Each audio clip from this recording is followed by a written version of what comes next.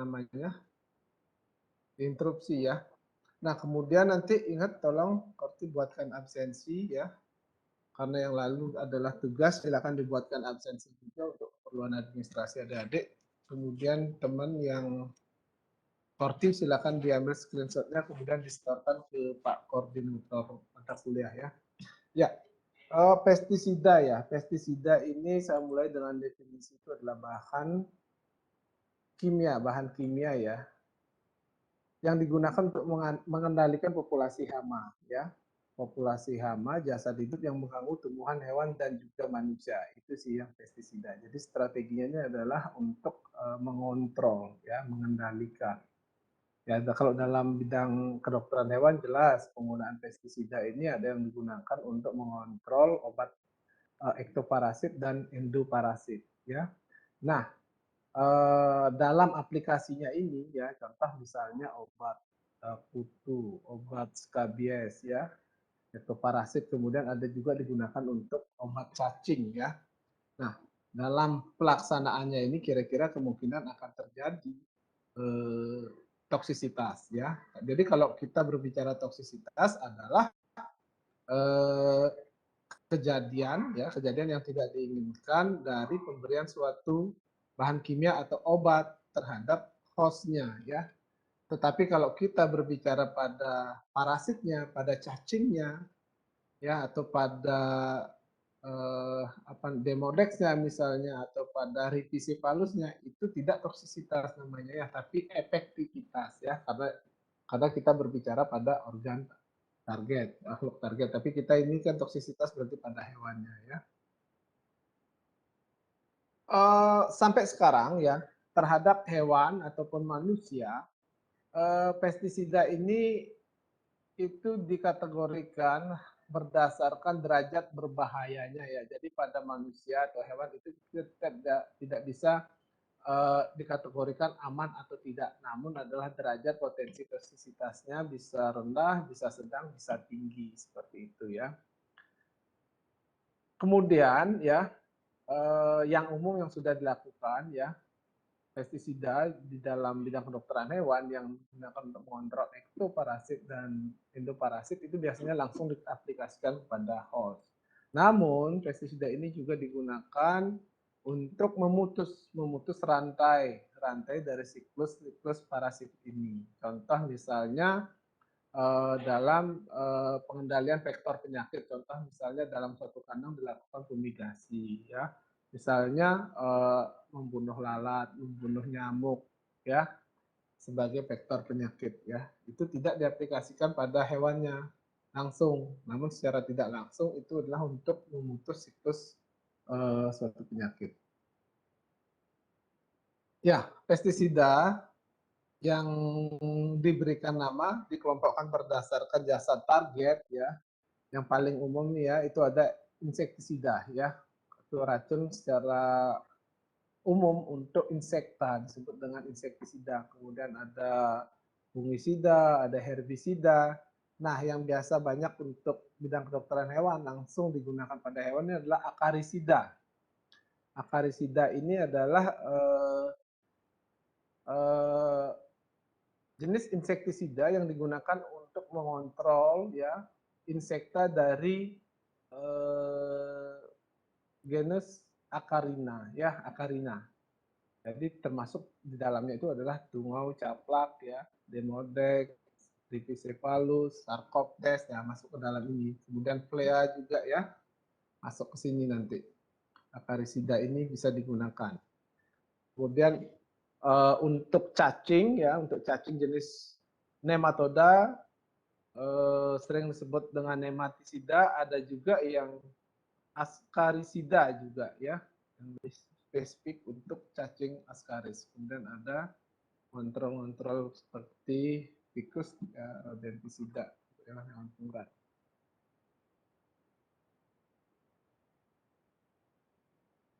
Nah, yang perlu diperhatikan ya, kita ini dokter hewan, adik-adik dalam pelaksanaan kita sudah tahu bahwa pestisida ini adalah bahan kimia yang sangat toksik ya, sehingga akan bisa berdampak berbahaya terhadap hewan, lingkungan, dan juga yang paling fatal itu adalah operator, orang yang melakukan, ya, orang yang melakukan tindakan, ya, misalnya penyemprotan pestisida, dia yang paling berisiko sebenarnya. Sehingga bagi pelaksana inilah yang harus diperhatikan apa namanya, atribut keamanan, ya, equipment-nya. Jadi harus menggunakan penutup, ya, tangan, sarung tangan, penutup muka, ya, pelindung muka, pelindung tubuh, sepatu misalnya semuanya, ya. Kemudian masker itu sangat diperlukan, ya, untuk mencegah terjadinya kontak dari pestisida baik melalui penghirupan udara, ya, aerosol, kemudian kontak melalui kulit ataupun misalnya kontak melalui mukosa, ya. Apalagi tertelan bersama makanan dan minuman. Itu adalah jalur untuk masuknya pestisida.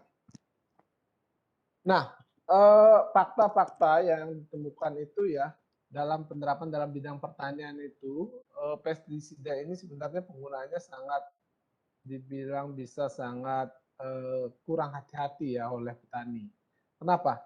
Karena dari aplikasinya kurang lebih hanya 20% ya, itu sudah eh, tidak mampu apa namanya mengaplikasikan pestisida ini secara 100% terhadap hewan target, ya, misalnya petani menyemprot buah atau menyemprot padi untuk mengontrol ektoparasitnya. Rupanya ini banyak pestisida yang tidak yang apa namanya tidak mengenai organ mengenai makhluk sasaran, ya. Nah, memang yang paling banyak akumulasinya terjadi di lingkungan, yaitu ditemukan di tanah.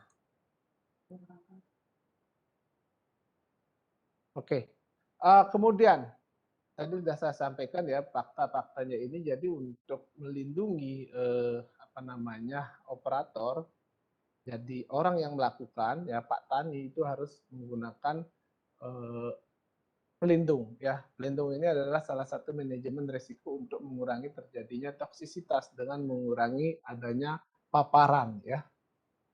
Nah, eh, pestisida tidak digolongkan bahwa pestisida A aman untuk anjing, pestisida B aman untuk hewan kucing atau unggas, atau aman untuk manusia, ya, karena di sini targetnya adalah makhluk pengganggu, ya. Kalau kita di bidang veteriner jelas itu adalah lebih banyak arahannya kepada parasit, apakah itu parasit ataupun ektoparasit ataupun sebagai vektor.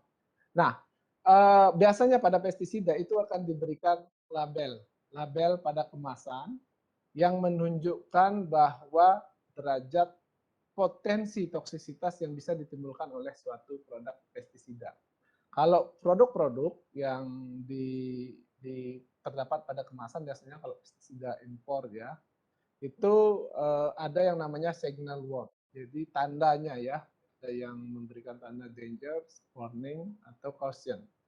Nah, kalau sudah masuk ke Indonesia, biasanya labelnya harus akan mengikuti peraturan-peraturan juga dari Departemen Pertanian, ya. Nanti di situ akan ditambahkan, ya, label, ya, ada berbahaya, ada awas beracun, atau perhatian, atau hati-hati, yang pada mana semua signal word ini mengarahkan pada tingkat penggunaan, ya, kehati-hatian, ya, supaya tidak menimbulkan toksisitas, ya.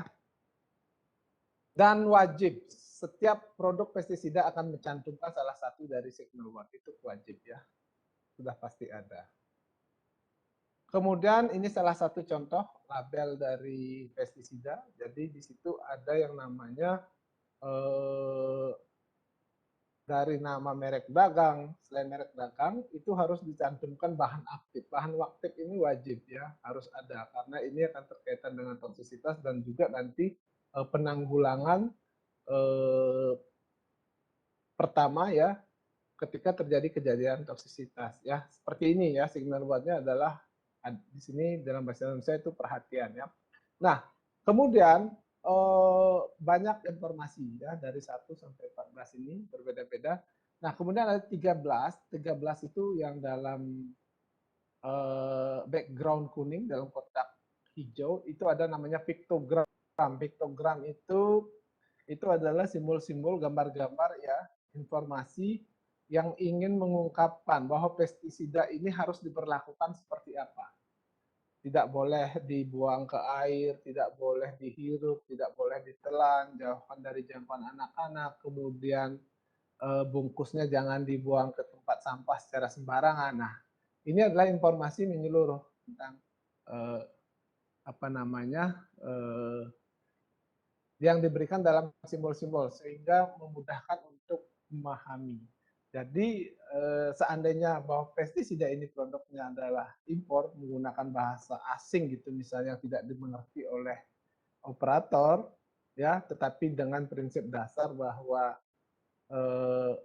kita seorang dokter hewan sudah memahami ini produknya adalah rodentisida ya. Jadi seperti apa di dalamnya. Nah, dengan melihat piktogram ini kita akan mengingatkan, oh ini adalah yang akan dilakukan dan boleh tidak seperti itu ya.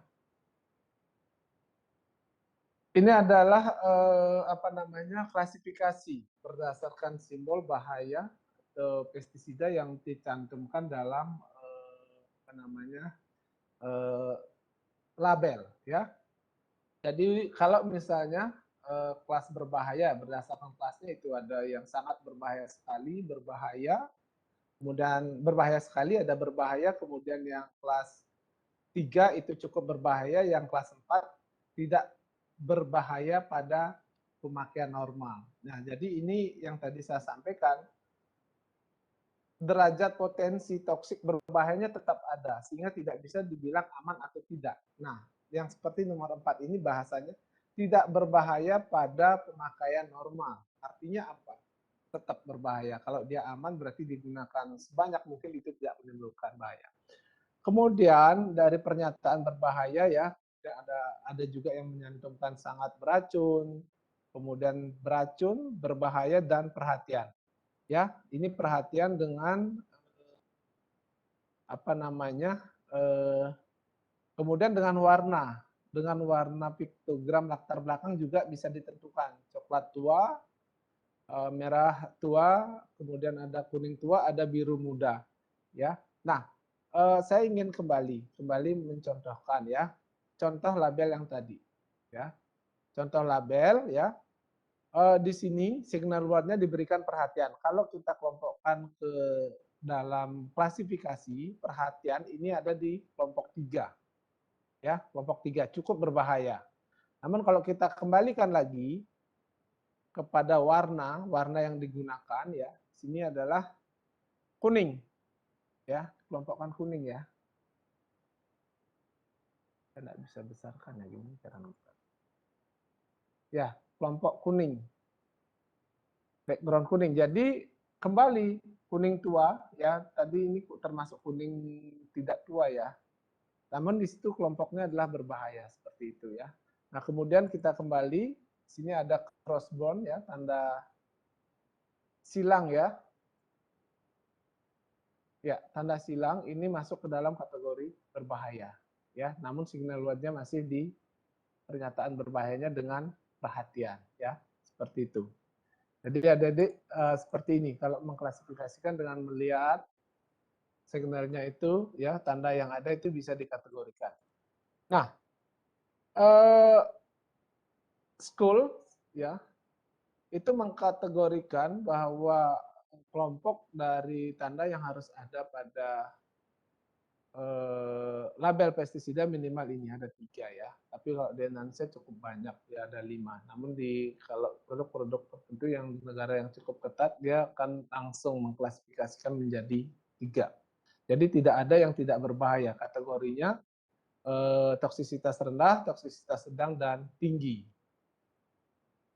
Kemudian efek peracunan ya ini nanti bisa dibaca deh ya. Nah, saya lanjut bahwa efek pada hewan toksisitas pestisida ini bersifat spesifik, spesies spesifik, ada yang individual spesifik.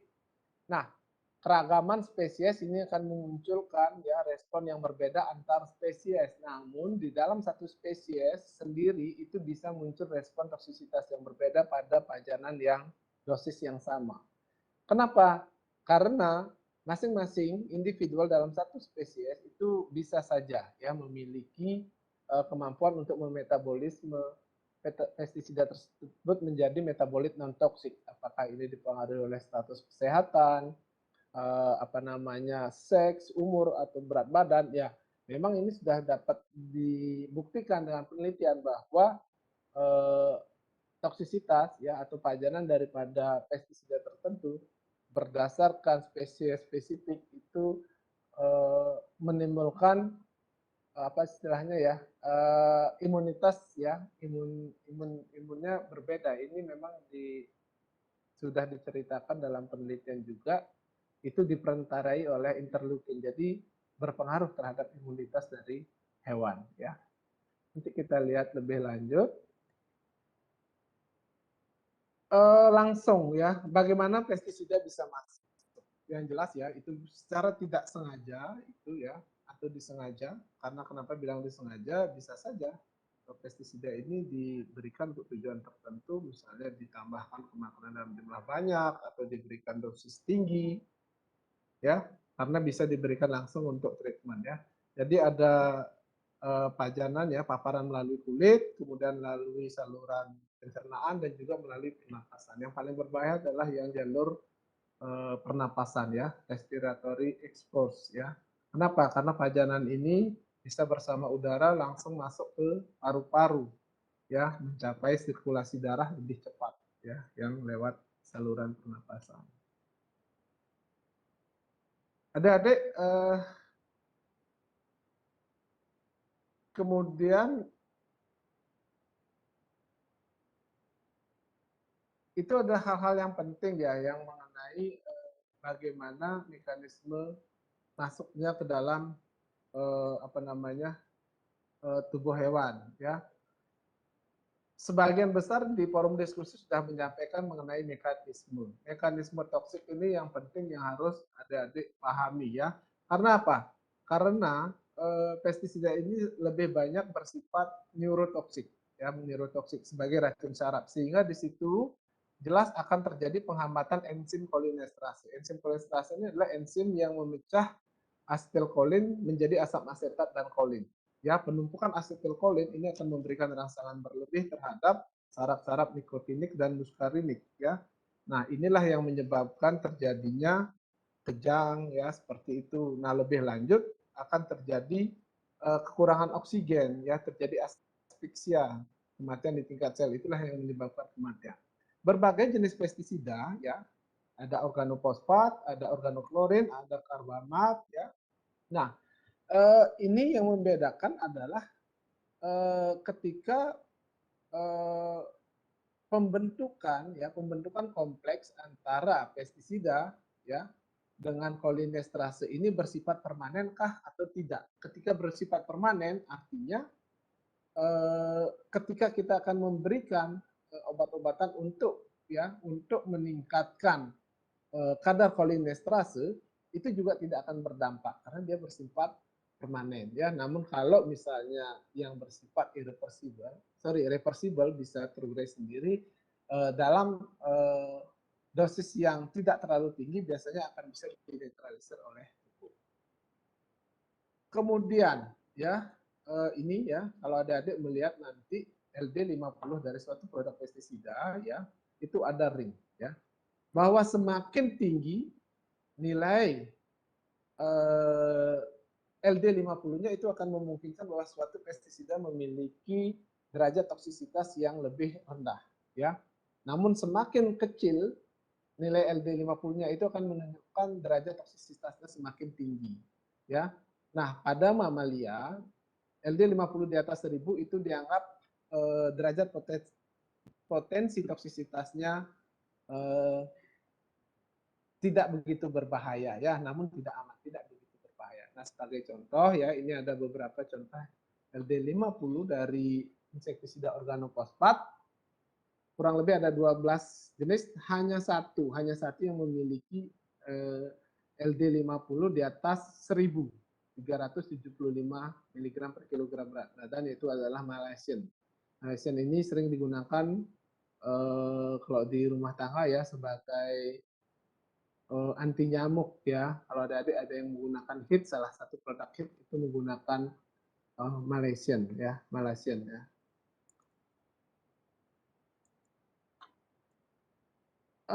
Mekanisme kerja adik-adik sudah menceritakan di forum, saya tidak ulas ya.